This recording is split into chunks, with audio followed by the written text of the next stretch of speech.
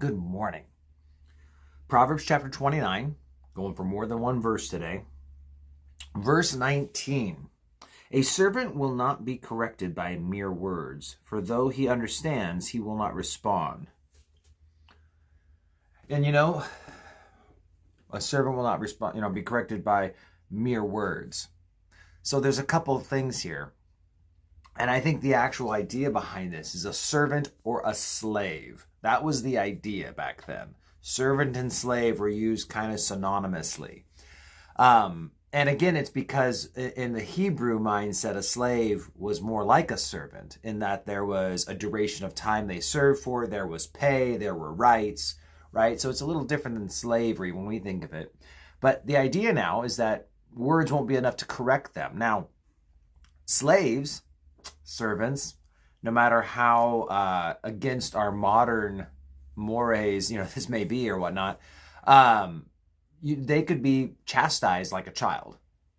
They do something wrong, they can get a spanking for it.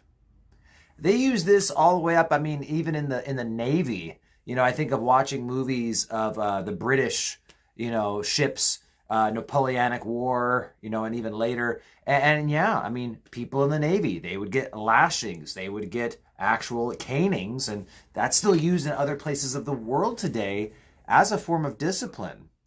Now, here in America, we've raised above that. We give, candy bars out when people commit crimes. Point is that I don't know exactly what the correct thing for today's society is, but in biblical times, adults would actually still get discipline, physical chastisement, corporal punishment. And so while you might not have the opportunity to spank one of your employees, let's at least put it back in the context that we can implement and need to, which is our children. A servant, or a child for that matter, I think it applies equally, will not be corrected by mere words. For though he understands what you're saying, he will not respond. See? The idea here is that kids will typically, very often, it's in their nature and it's in yours too, will not respond when you just tell them something and there's no real consequence. Now, don't do that, Johnny. Okay. And Johnny will go right back and do it. Don't touch that. Don't touch that. Don't touch that. Don't touch that. No, no, no, no. No, no, no, no. Yeah, it drives me insane. And it's amazing how even the smallest of physical correction can make a big difference. Emmeline's not old enough yet. She's 3 months old. And that might sound crazy that I'm even bringing this up, but we start very young with our kids. They're not a year old yet. When we start flicking them in the hand, boop, little tiny flick, just enough that it's unpleasant. You don't need much with a little kid. But when they're reaching and grabbing for grandma's necklace or your necklace or your glasses or whatever it may be, you can tell them no, and pull their hand away with a firm grab. I mean, it's kind of like, okay, my hand is being firmly grabbed. And if they grab for again, you're just a little whoop, no. And all of a sudden they start realizing they hear no, and there's an unpleasant consequence that follows. And even at a very, very young age, kids start making this connection. I hear no, and then I do it again, and I hear no, and there's this unpleasant consequence. Because mere words aren't going to work with a little baby. But a very, very small but noticeable physical consequence, that triggers. And so that's what it's saying, a servant not be corrected by mere words. Verse 20, do you see a man hasty in his words? There's more hope for a fool than for him. Keep trying to...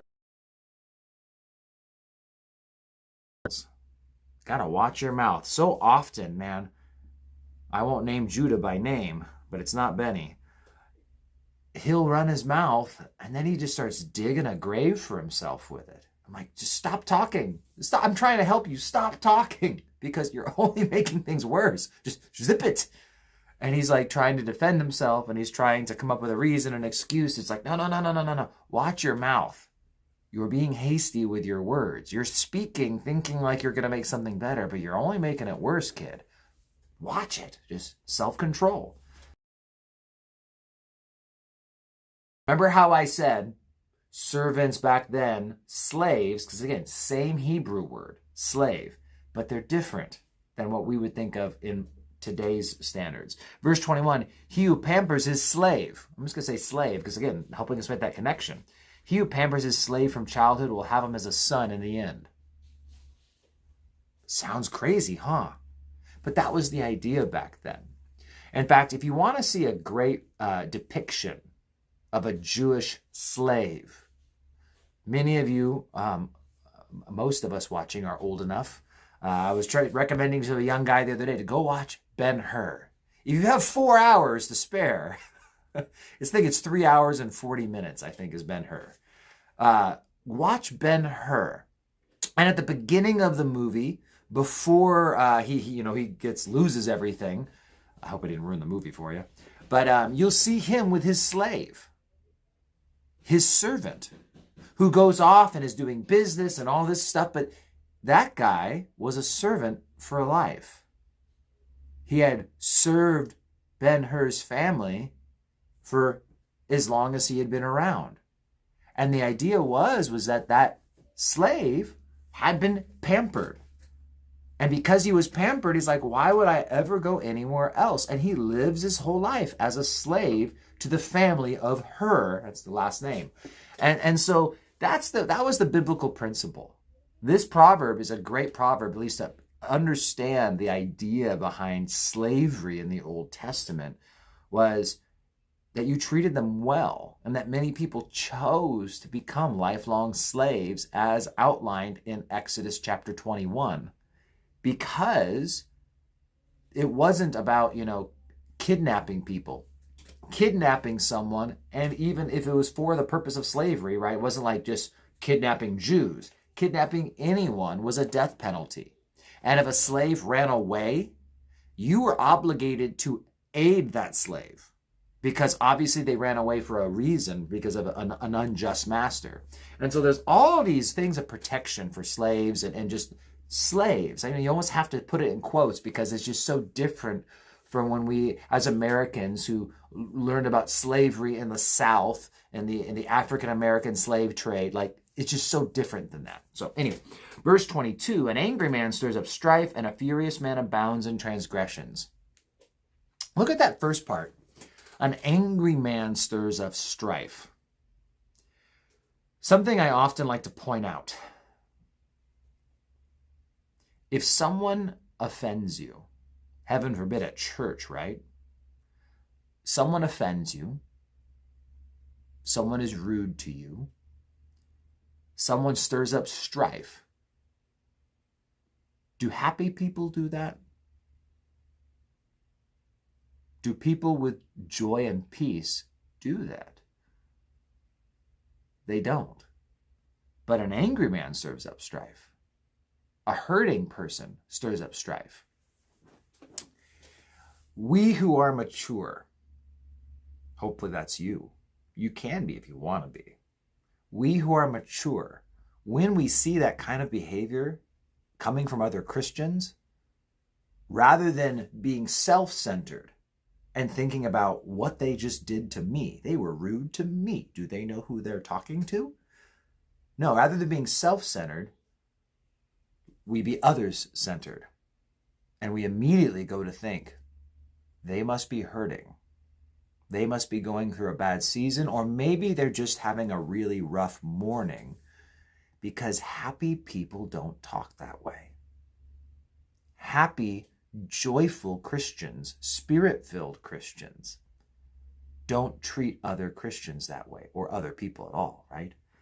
And so I think it's just a great reminder for us. If we are trying to be others-centered, Philippians 2, we have a model, Jesus Christ, right? Who first they elevate, did not consider equal to be didn't consider it robbery to be equal with God, right? And then you take it on down and you realize that he had others in mind. Jesus came to serve other people, right? And as Ken just pointed out, God-centered. And truth be told, if you're God-centered, then you'll obey his command to be others-centered. You know, you're centered on God, but you're focused on others, just like the Bible commands us to be putting others above ourselves, to be thinking about them first. And so again, you see people behaving in such a way, then yeah, you just realize, instead of thinking about what they just did to you, think about, why would a Christian act that way? And it's probably because they're having a rough morning. You know, sometimes it's just little stuff, right? It doesn't mean these people are immature even. I expect this out of mature Christians. I fully expect mature Christians to do immature things, because at times we come under stresses and it gets us in our flesh. So, an angry man stirs up strife, and a furious man abounds in transgression. In short, that second part, the angrier you become, you go from angry to furious, and you're going to go from strife to just abounding in transgressions. And remember, a transgression is a specific word for doing a sin intentionally. That means you full outright, you know what you're doing is wrong, but you're doing it anyway. And so there's a correlation.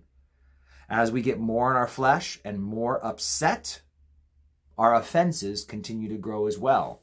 So again, next time you're hurt by another believer, think about, why are they doing that? And how can you be praying for them and bearing each other's burdens? God bless you guys. Have a great day.